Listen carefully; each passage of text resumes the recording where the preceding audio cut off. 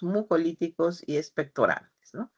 Entonces, repasaremos lo que es la tos.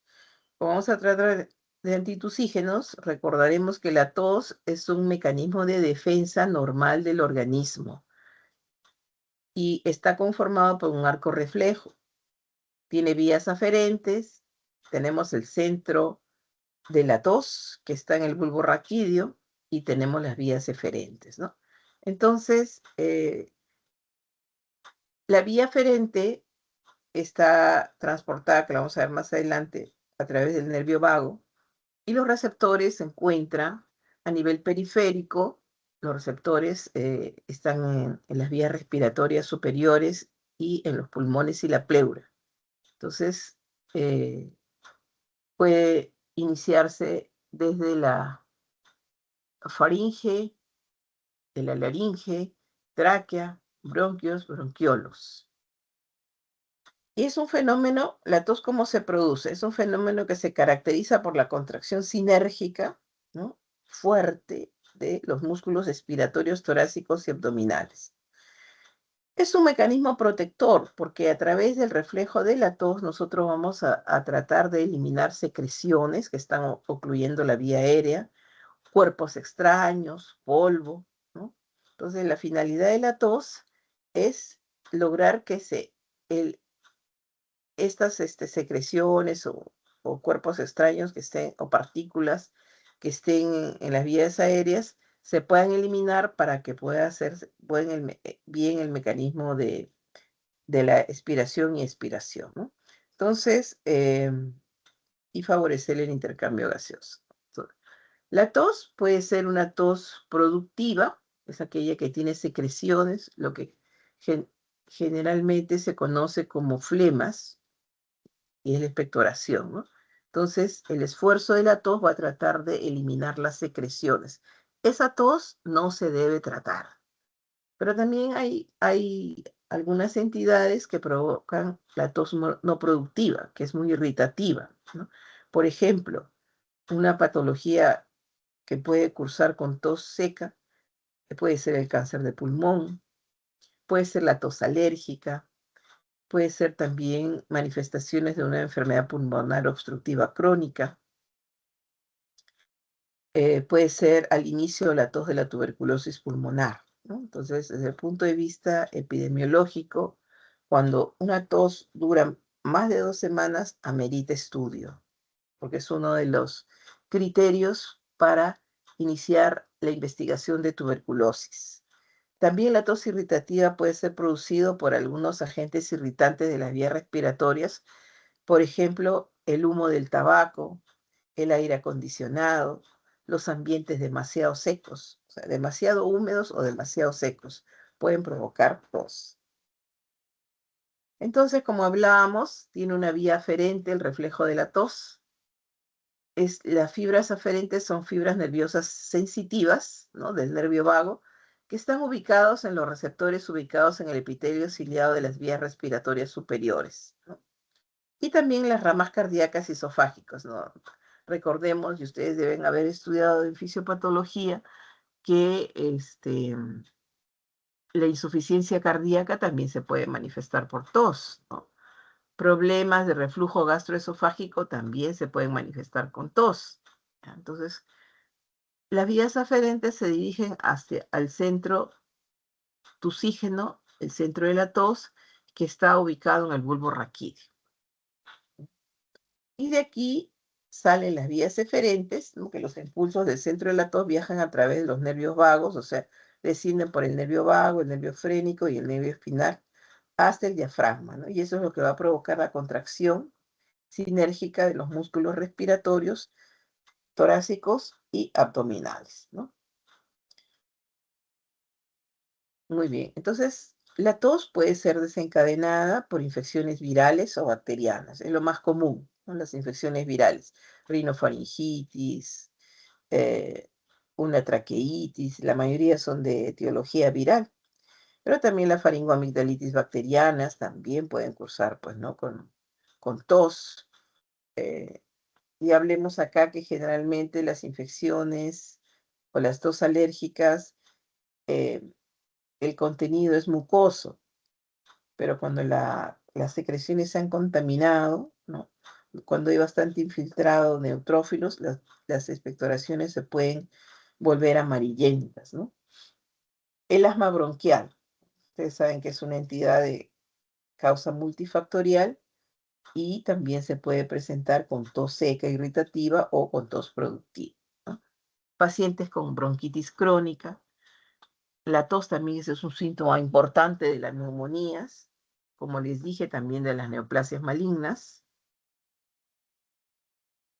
insuficiencia cardíaca, el reflujo gastroesofágico, la rinitis retronasal, también hay a veces hipertrofia adenoidea que cursa con tos y los cuerpos extraños, ¿no? Por ejemplo, los niños a veces se meten objetos pequeñitos, una lentejita, pues, arrocitos, ¿no? Que se pasan por la vía aérea, este, pueden manifestarse con tos seca irritativa.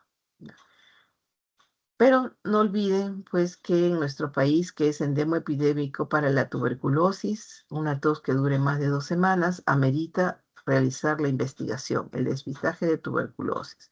Si estamos frente a un paciente mayor, ¿no? Mayor de 50 años, entonces el paciente no ha tenido antes antecedentes de alergia, no es asmático, no tiene insuficiencia cardíaca, entonces hay que tomarle una radiografía de tórax y hacer depistaje de cáncer de pulmón. Los problemas pleurales también pueden dar tos, ¿no? Y obviamente las neumonías. Bueno, también tenemos que la tos puede ser desencadenada por el uso concomitante de fármacos, ¿no? Encabezan la lista los antihipertensivos, inhibidores de la enzima convertidora de angiotensina, captopril, enalapril, lisinopril, que más o menos de un 10 a un 30% de los pacientes que reciben tratamiento antihipertensivo van a presentar tos seca, ¿no? Por aumento de la concentración de bradykininas y de la sustancia P. Después, otros antihipertensivos, como los antagonistas de la angiotensina 2, como el losartán, irbesartán y el valsartán, también pueden ocasionar tos.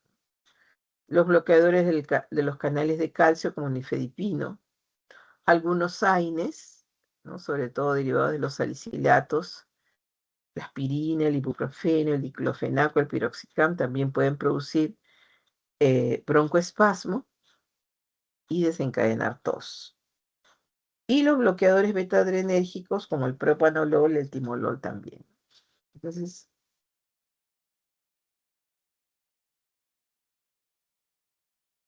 el tratamiento de la tos, primero tenemos que averiguar, ¿no? Si es una tos sintomática. La tos irritativa es la única que nosotros debemos calmar, porque la tos productiva es beneficiosa para tratar de eliminar las secreciones o cuerpos extraños que estén provocando oclusión de la vía aérea, ¿no?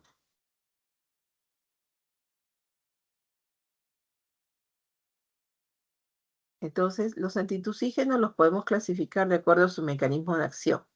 Aquellos que actúan en el centro de la tos, y son la mayoría de derivados opiáceos y no opiáceos, ¿no? Aquellos que puedan actuar en la rama aferente del reflejo de la tos, los derivados de los anestésicos locales.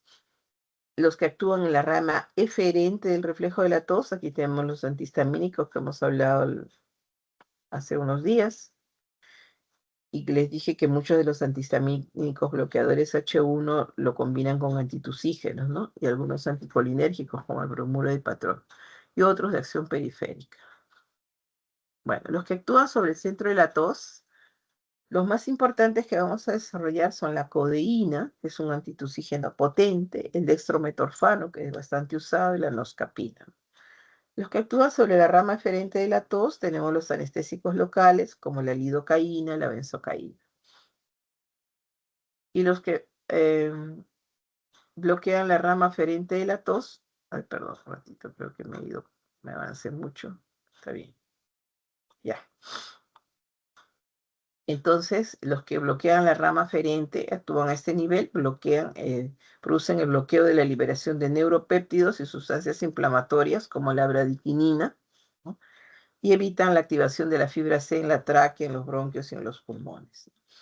Y los que modifican los factores mucociliares de la rama eferente, aquí tenemos pues los antihistamínicos, ¿no? Como les dije, la difenhidramina, la clorferamina, el astemisol ya está descontinuado, la loratadina, y anticolinérgicos como el bromuro de hipatropio, ¿no? El bromuro de hipatropio es un sucedáneo de la atropina, y aparte de que actúa sobre el reflejo eferente de la tos, también tiene potencia el efecto broncodilatador de los fármacos adrenérgicos, ¿no?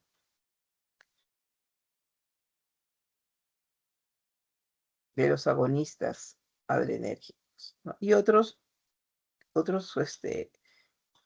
antitusígenos son clofenadiol, carbapentano, clobutinol, benzotanato, dimetoxanato, oxalamina, caramifeno. Entonces vamos a desarrollar a los más importantes, ¿no?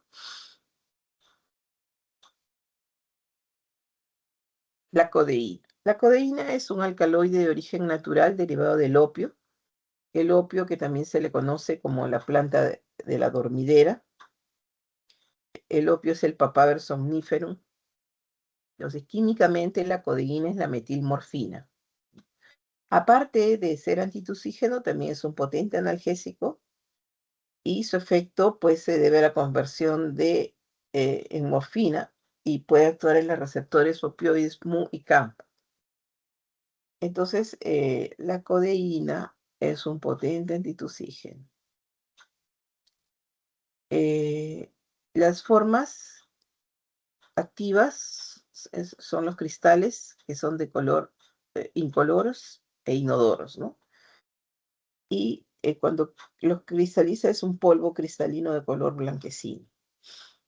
Se puede administrar por vía oral y como antitusígeno. Como analgésico se usa más por vía parenteral, ¿no? Entonces, como analgésico la absorción es bastante buena, hasta el 60%.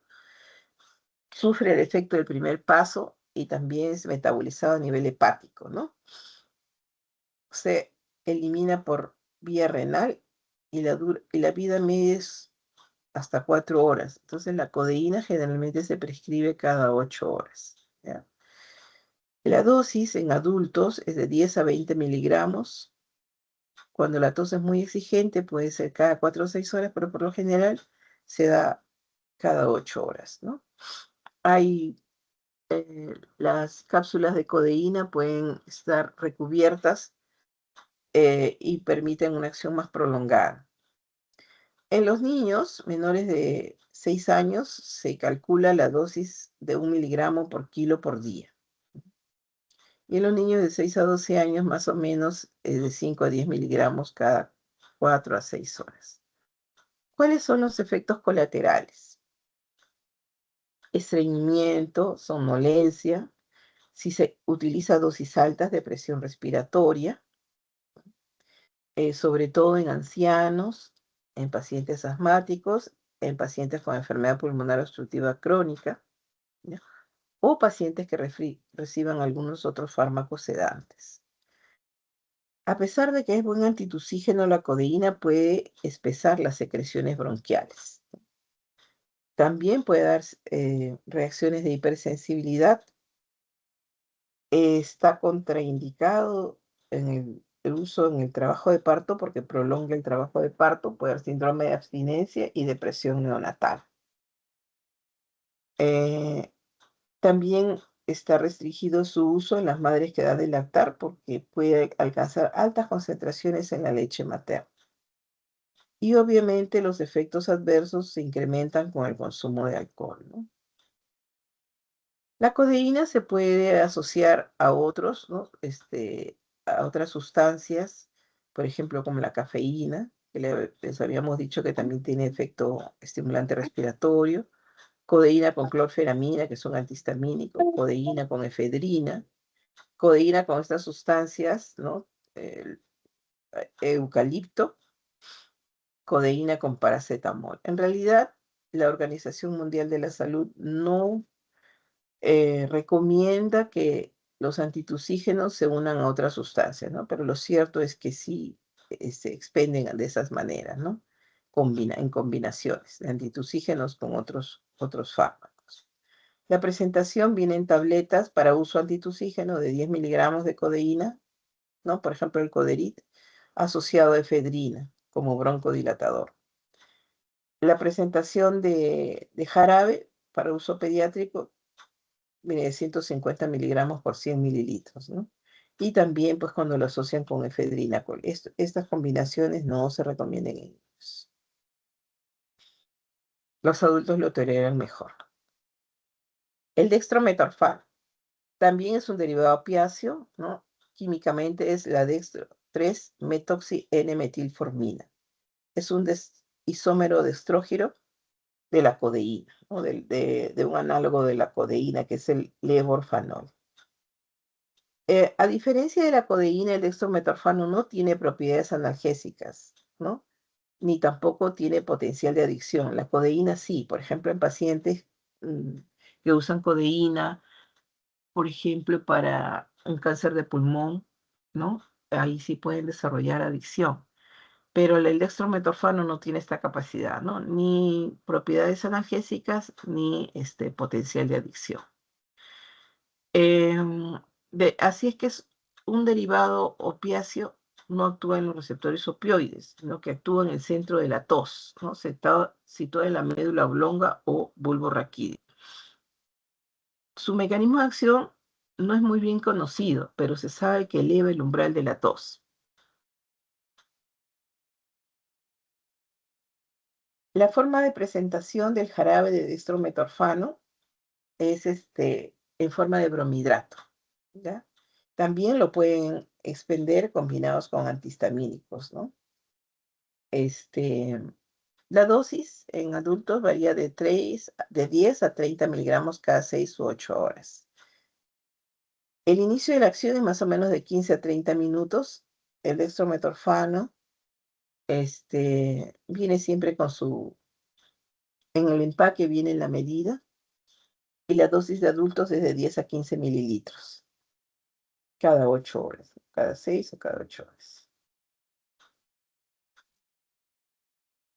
Sus indicaciones para prescribirla en tos crónica no productiva o irritativas asociado a estados alérgicos, a faringitis, laringitis, tabaquismo, ¿no? La tos del fumador, en algunos procesos catarrales, ¿no? Por ejemplo, una rinofaringitis. Como antitusígeno es equipotente a la codeína, ¿no? Pero no tiene poder de adicción ni tampoco efecto analgésico, como les repito. Se administra y se absorbe muy bien por vía oral. A los 15 a 30 minutos ya alcanzamos buenas concentraciones séricas y la máxima concentración es a las 2 horas. Se metaboliza a nivel hepático por el sistema microsomal de citocromos P450, se excreta también por vía renal y puede tener una vida media de hasta 11 horas, ¿no? Entonces, la dosis en adultos, 15 miligramos cada 4 a 6 horas, ¿no? En los niños también es 1 miligramo por kilo por día. La noscapina también es otro antitusígeno de acción central. Es un alcaloide derivado del opio del grupo del isoquinolínicos. No tiene actividad opioide, no induce adicción, tampoco tiene propiedades analgésicas y es un liberador potente de histamina, ¿no? A dosis grandes puede producir broncoconstricción e hipotensión arterial transitoria, ¿no? Entonces, por esto, la noscapina no es muy utilizado, ¿no? De estos tres, el más utilizado es el dextrometorfano porque es el que menos reacciones adversas tiene. La codeína es bastante potente y la noscapina, pues, por lo que puede desencadenar a grandes dosis broncoconstricción, en realidad no se usa mucho. La dosis de 15 a 30 miligramos cada 6 horas, ¿no? Entonces puede dar somnolencia, náuseas, reacciones alérgicas, incluyendo rinitis vasomotora. Otros opioides, tenemos la dihidrocodeína, ya que se puede prescribir 10 miligramos cada 4 a 6 horas. En niños, 0,2 miligramos por kilo cada 4 a 6 horas, o sea que más o menos es 1 miligramo por kilo por día.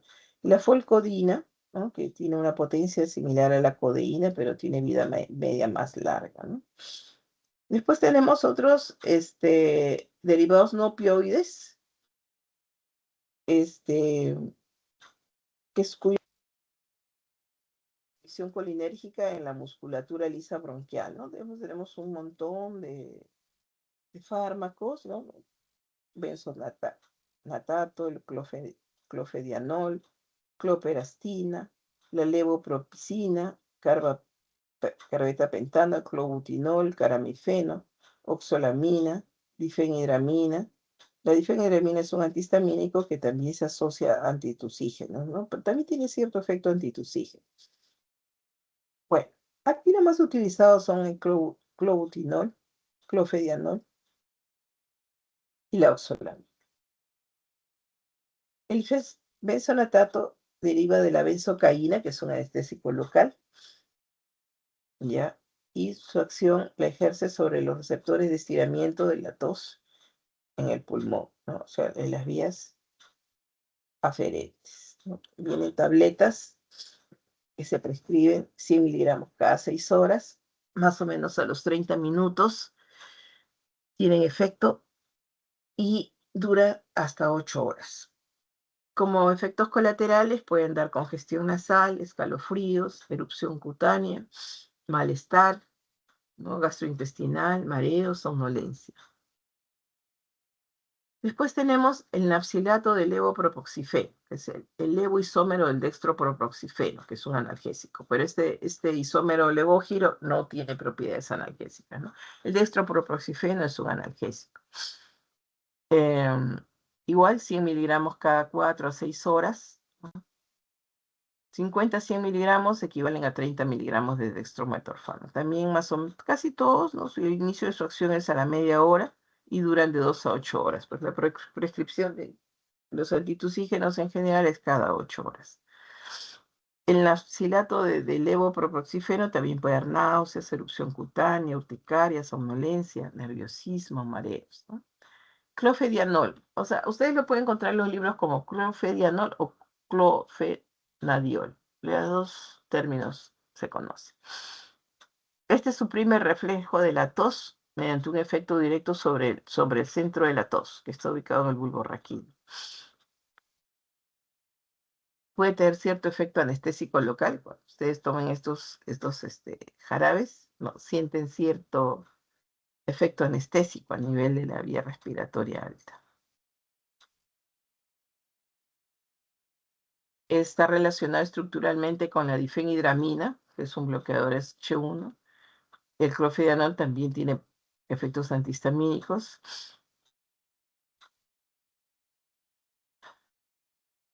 La cloperastina, ¿no? Está también, todas estas se utilizan en tos no productiva. Es también un antitusígeno de acción central, actúa sobre el centro de la tos y tiene leve acción antihistamínica también la cloperastina. Está contraindicado en la hipersensibilidad a cloperastina, no debe administrarse junto con antidepresivos inhibidores de la monoaminoxidasa, ¿no? Está contraindicado en uso en niños menores de 2 años, en embarazo y en la lactancia. También tiene ciertos efectos anticolinérgicos, produce somnolencia y sequedad de la boca. La levodopropicina. También, sí es un antitusígeno de acción periférica y bloquea las vías aferentes que regulan el reflejo de la tos. No tiene acción sobre el centro respiratorio de la tos, sobre el centro de la tos. Su efecto antitusígeno demora un poquito más, aparece a la hora y dura aproximadamente 6 horas. Impide la hipersecreción de moco y la hiperreactividad bronquial. Entonces, usado en casos de tos alérgica, ¿no? Se administra por vía oral.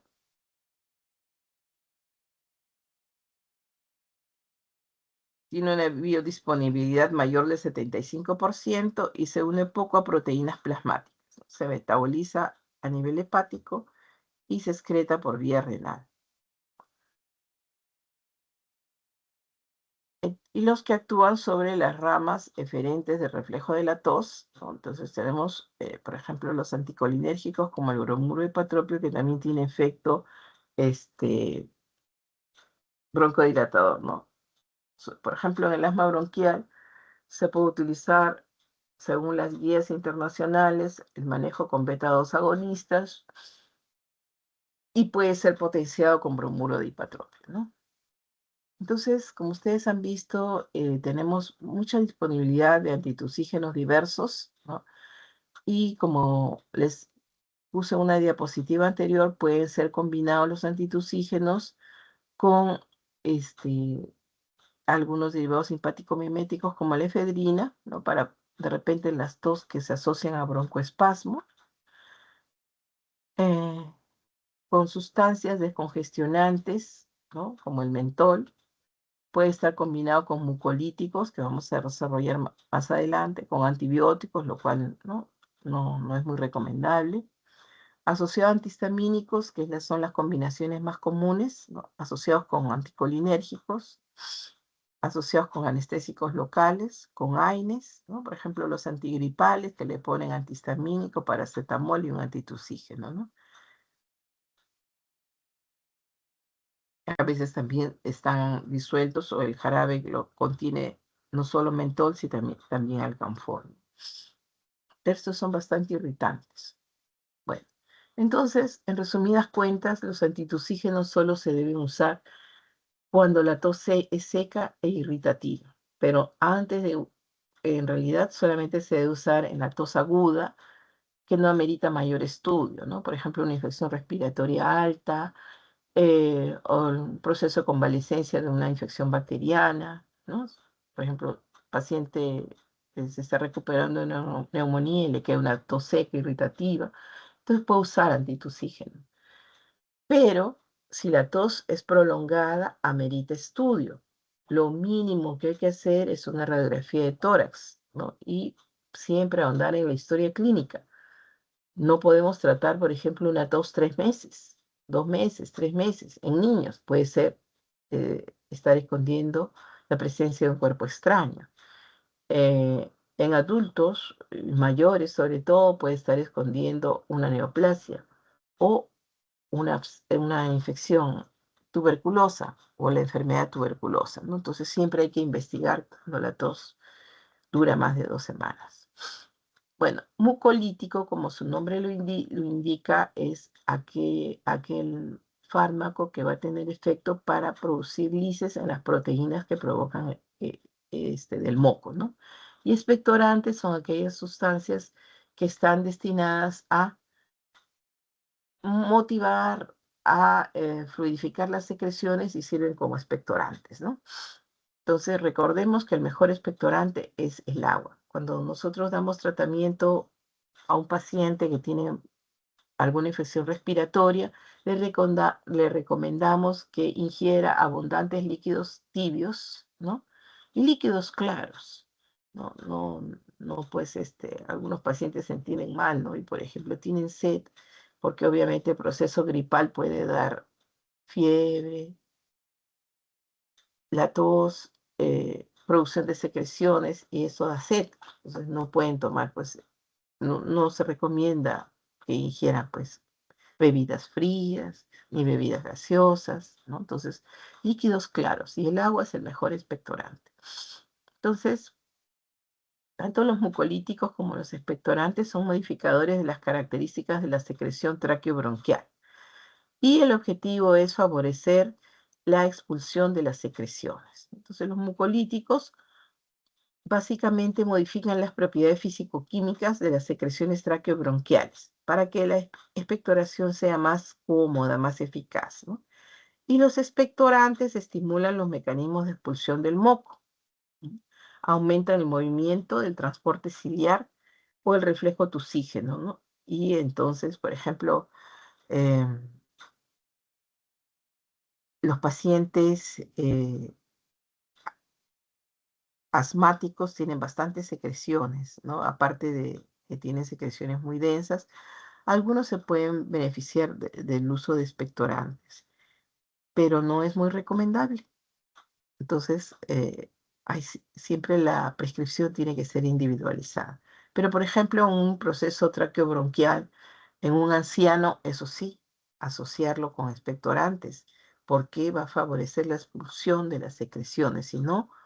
Si las secreciones son muy densas y se acumulan en el árbol en el árbol bronquial, puede provocar la formación de atelectasias, ¿no? Porque ese moco espeso puede ocluir la vía aérea. Entonces, los mucolíticos pueden disminuir la tensión superficial del moco, ¿no? Alteran las fuerzas de unión intermolecular de las proteínas del moco. Pueden provocar ruptura de las fuerzas de cohesión intramolecular, tanto inter como intramolecular. Con algunos de estos fármacos se ha visto que tienen actividad in vitro, pero no se puede demostrar pues, su actividad in vivo, ¿no? Entonces, hay estudios que muestran mejoría clínica de los parámetros de la viscoelasticidad y existen otros que no han demostrado ningún beneficio, ¿no? Pero hay entidades donde sí las secreciones son muy densas, por ejemplo, en patologías como la fibrosis quística, sí es necesario usar algunos mucolíticos en los procesos, en las bronquitis crónicas también. Entonces tenemos dentro de este grupo de mucolíticos los derivados azufrados. Los derivados azufrados derivados de la cisteína que actúan cediendo grupos tiólicos y así rompen los puentes disulfuro de las mucoproteínas de la secreción bronquial. Aquí tenemos el más destacado, es la N-acetilcisteína, cuyo nombre comercial, pues el de origen es el Fluimucil, y ahora ha bajado bastante de precio, ¿no? Antes era costoso, ahora está, como hay medicamentos genéricos, entonces está bastante al alcance. Y la S-carboximetilcisteína. Entonces, dentro de los derivados tiólicos tenemos la acetilcisteína y la carbocisteína, ¿no? Dentro de los derivados azufrados tenemos el mesna, letosteína, sitiolona. Los derivados de la basicina, aquí tenemos bastante usados, la bromexina y la ambroxol. Dentro de las enzimas, ¿no? Tenemos que destaca la alfa-dornasa, ese sí es un medicamento bastante costoso, y la tripsina, ¿no? Y de los agentes tensoactivos, el sobrerol, tiloxapol.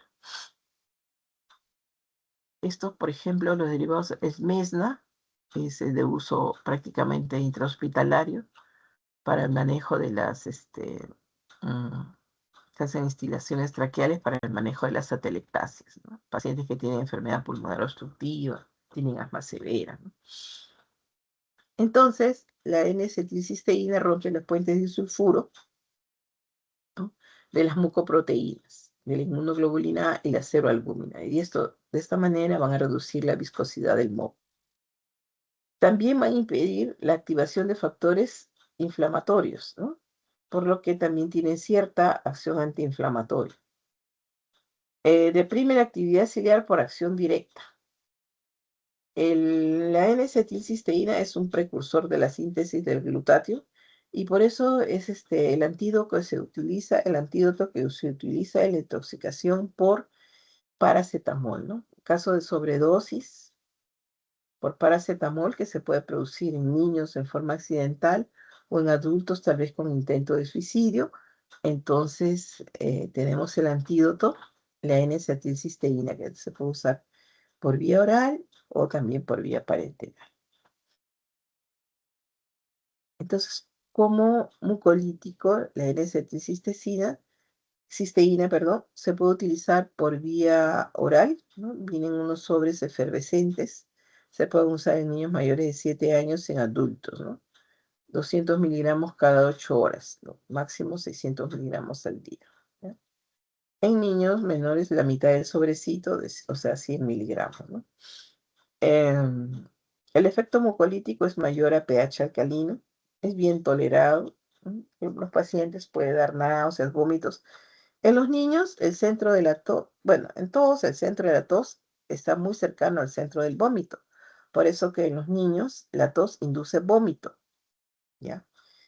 Y estos mucolíticos como propician eliminar las secreciones, ¿no?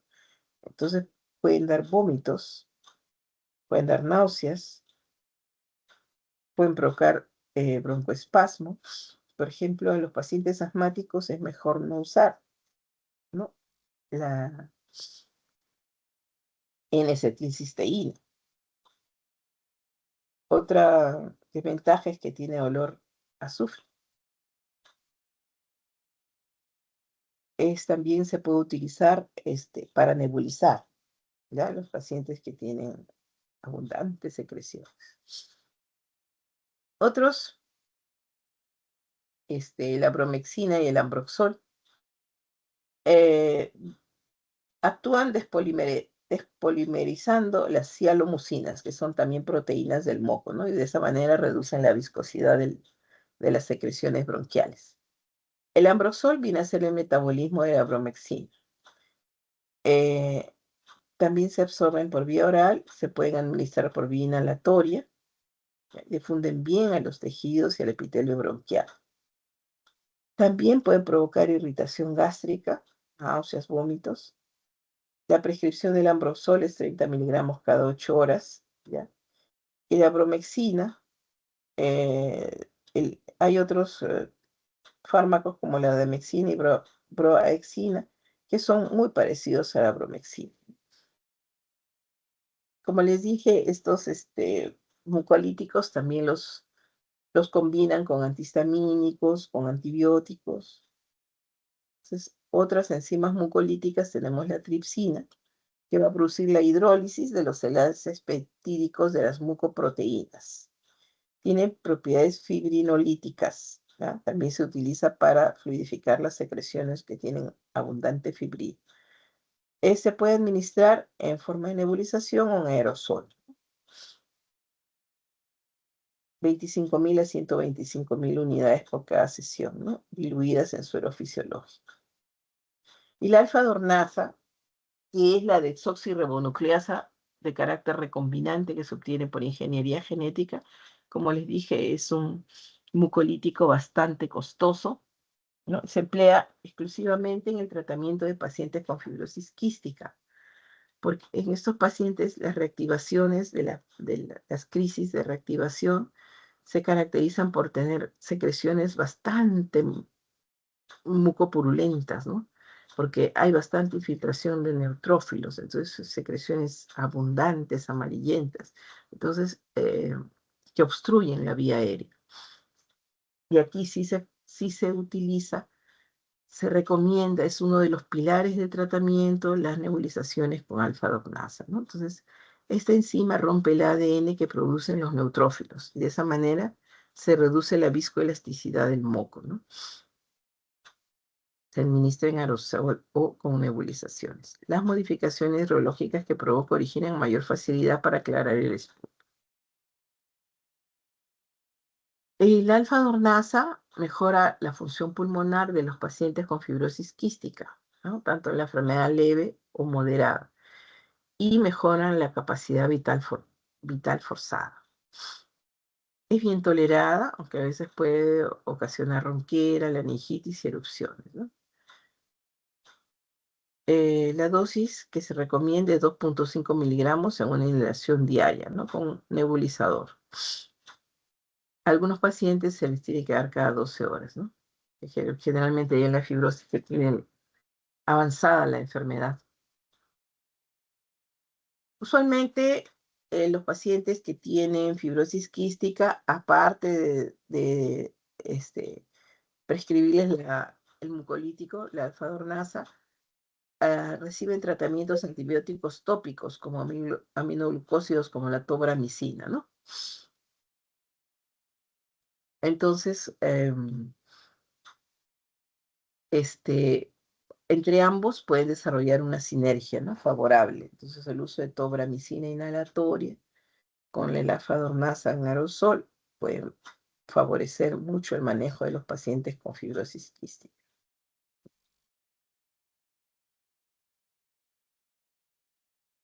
MESNA. MESNA es la abreviación del Mercapto etansulfonato sódico, ¿no? Que es un modificador del moco que tiene acción en donde se administra, por eso se instila por vía traqueal. Y pacientes intubados, pacientes que tienen traqueostomía, ¿no? Entonces, para manejo de las grandes atelectasias, ¿no? Que se pueden producir por tapones de moco. Las indicaciones incluyen, pues, patologías obstructivas como la enfermedad pulmonar obstructiva crónica, que condiciona que se acumulen abundantes secreciones bronquiales, ¿no? En la bronquitis crónica, bronquitis asmática, pero severas, pues, ¿no? Bronquitis enfisematosas, bronquiectasias, pacientes que tienen secuelas de tuberculosis desarrollan bronquiectasias severas, ¿no? Atelectasias postoperatorias. Bueno, la mucoviscidosis no se usa mucho, ya les he dicho que el tratamiento de elección es la alfa-dornasa. Muy bien. Y por último desarrollaremos, entonces ya hemos visto los antitusígenos, los mucolíticos y por último los expectorantes, ¿no? Los expectorantes son aquellos que van a favorecer la expulsión del moco de las secreciones por acción directa sobre la mucosa bronquial o por mecanismo reflejo, ¿no? Que produce irritación de la mucosa gastroduodenal. Entonces los expectorantes pueden actuar por estimulación vagal a nivel vulvar, por mecanismo reflejo, por estimulación a nivel bronquial, o por acción directa a nivel bronquial sobre las células caliciformes, que es donde se forman las secreciones mucosas, ¿no? Entonces, de acuerdo a su mecanismo de acción, los expectorantes pueden clasificarse en tres grupos. Los expectorantes de acción directa, que tenemos los aceites esenciales, los bálsamos, las sulfonamidas, el anhídrido carbónico, el vapor de agua y los vapores de etanol. Bueno, estos son bien irritantes, ¿no? El mejor de estos es el vapor de agua, porque tanto los vapores de aceites esenciales como los vapores de etanol son bastante irritantes de las vías aéreas, ¿no? Y prácticamente es un mecanismo de acción, ¿no? Provocando irritación para favorecer la expulsión de las secreciones. Pero el vapor de agua es excelente. O sea, se puede cerrar una habitación, se hace hervir el agua y el paciente inhala los vapores de agua, ¿no? Y actúan directamente en las células caliciformes bronquiales. Los aceites esenciales y los bálsamos, ¿no? Como les repito, irritan la mucosa del aparato respiratorio. ¿Qué aceites esenciales? De eucalipto, de alcanfor, de mentol, ¿no? Después tenemos los expectorantes de acción refleja, y aquí los más importantes son los derivados de los citratos de sodio y potasio, ¿no? Y actúan por el mecanismo reflejo provocando irritación de la mucosa gástrica y duodenal. Y los expectorantes de acción mixta, acá los que se utilizan más son los derivados yodados, ¿no? También estos expectorantes pueden comercializarse junto con antitusígenos, ¿no? Entonces, recordemos siempre que el mejor expectorante es el agua, ¿no? Puede usarse también los vapores de agua. Bueno, y es muy cuestionable, pues, la eficacia clínica, ¿no? Pero ustedes van a ver que sí venden los derivados, los de los terpenos, el eucalipto, mentol, hidrato de terpina, el bálsamo de tolú, que es bastante irritante, y la ipecacuana también. Los yoduros, ¿no? Los que más se utilizan son los yoduros de potasio y el yoduro sódico. Aumenta la secreción acuosa de las glándulas submucosas, al igual que las glándulas salivales y la mucosa nasal. Su acción puede ser directa o por estimulación de reflejo vagal gastropulmonar. Se eliminan por las vías respiratorias, ¿no? Y también los yoduros, aparte de ser expectorantes, pueden también tener cierta acción mucolítica.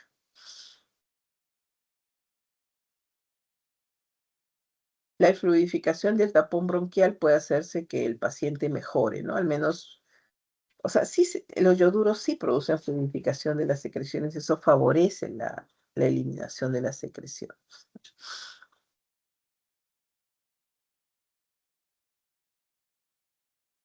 Los yoduros están contraindicados en pacientes hipotiroideos y también están contraindicados durante la gestación. Después, algo sí que es muy útil es el uso de la solución salina hipertónica, ¿no? Se utiliza en forma de nebulización, suero salino, una concentración de 3,5 a 7%, ¿no? Por vía de nebulización. Y esto sí provoca que las secreciones se hidraten y se mejora su eliminación, ¿no? Pero por irritación pueden provocar broncoespasmo. Entonces, a veces en los pacientes asmáticos se puede utilizar, aparte del manejo con beta-2 agonistas, con bromuro de hipatropio, a veces se puede potenciar con otros en las crisis severas, ¿no? Con sulfato de magnesio, y también se favorece con la solución salina hipertónica, ¿no? Entonces, como conclusiones, el manejo de las infecciones respiratorias agudas se utiliza solamente los antitusígenos en tos seca, ¿no? Se recomienda mucho el uso de líquidos tibios claros, y el agua es el mejor fluidificante, el mejor expectorante, ¿no? Entonces siempre tenemos que mantener muy hidratado al paciente. No se recomienda el agua fría porque puede provocar mayor hiperreactividad bronquial.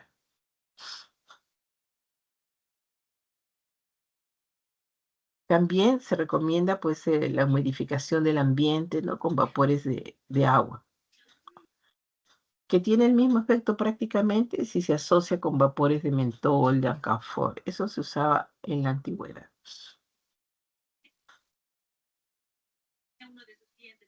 Bueno, entonces, esa es pues,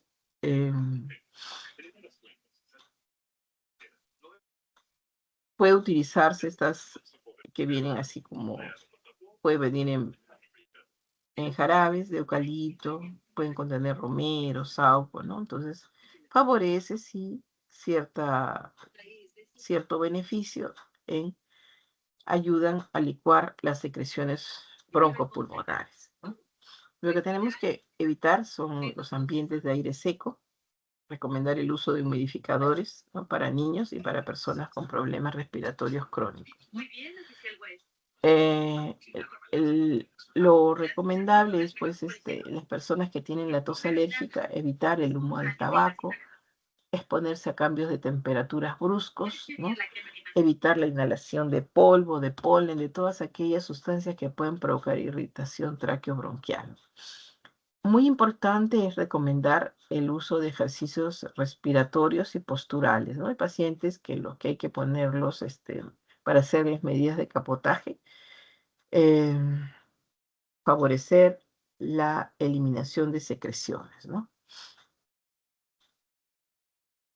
Muchos pacientes, sobre todo los niños, el reflejo, la presencia de secreciones nasales, ¿no? Pueden dar un síndrome rino-sinuso bronquial, entonces es mejor mantener libre la nariz, la nasofaringe. Hay que administrar suero fisiológico, ¿no? Con solución salina, con un aspirador nasal, para que no se acumule en la nasofaringe, ¿no? Y el niño pequeñito no sabe expectorar, ¿no? Todas las secreciones las de glúteo.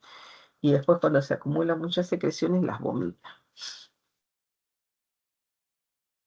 Entonces, realmente siempre se debe hacer la valoración clínica del paciente, y hay casos en los que sí necesitamos usar mucolíticos, expectorantes, ¿no? Lo recomendable es administrarlos en forma separada, no haciendo muchas combinaciones de fármacos que puedan potenciar sus efectos, ¿no? Porque también potencia sus efectos adversos. Muy bien. ¿Alguna pregunta, por favor?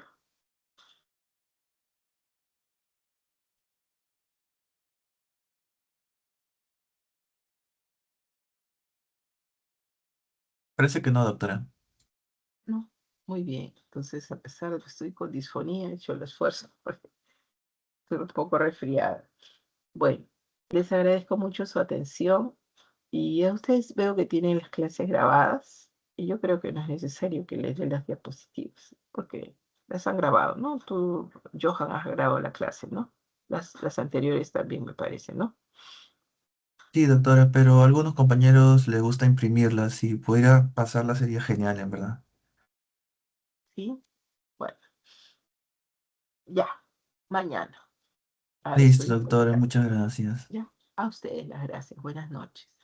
Hasta luego, doctora. Muchas gracias por Buenas estar noches, esperando de doctora. nuevo. Buenas Buenas noches. noches, buenas noches. Buenas noches, doctora. Gracias, doctora. Buenas noches.